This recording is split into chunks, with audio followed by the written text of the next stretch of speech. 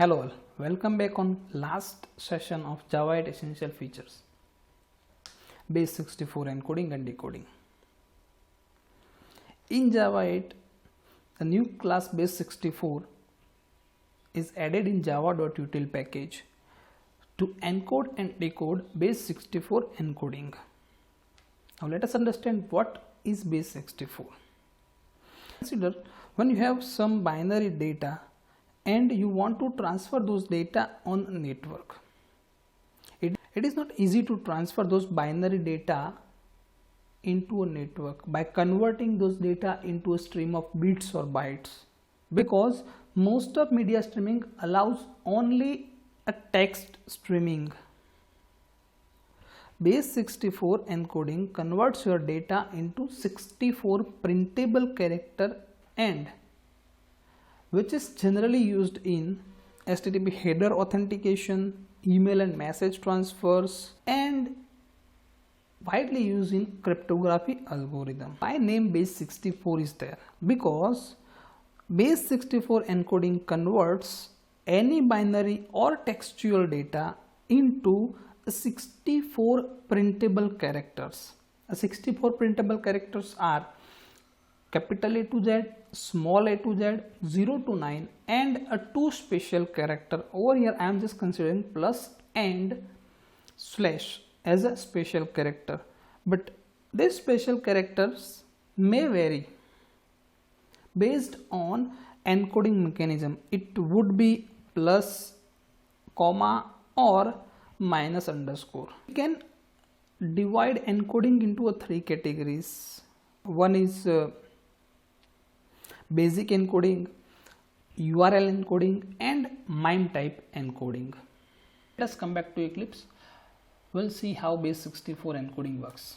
Let us consider the example of HTTP basic authentication.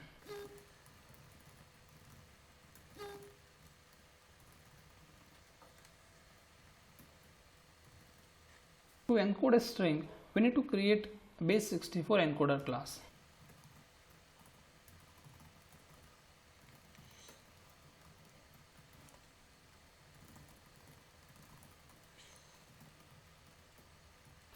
There are two methods, encode to string and encode method.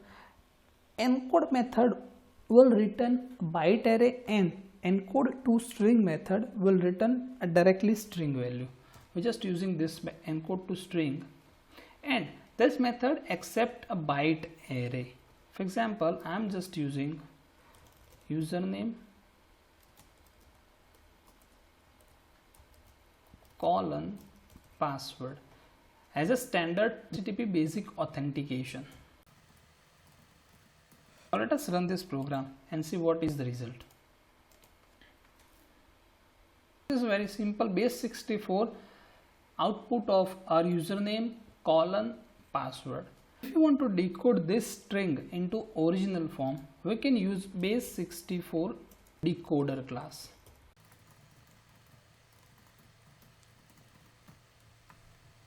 This will accept a string variable, or you can pass a byte array as well, and this method return a byte array. You can print this with the help of string constructor. Now let us run this. So we'll get a decoded string in original form. I hope you understand a simple basic Base 64 encoding and decoding mechanism.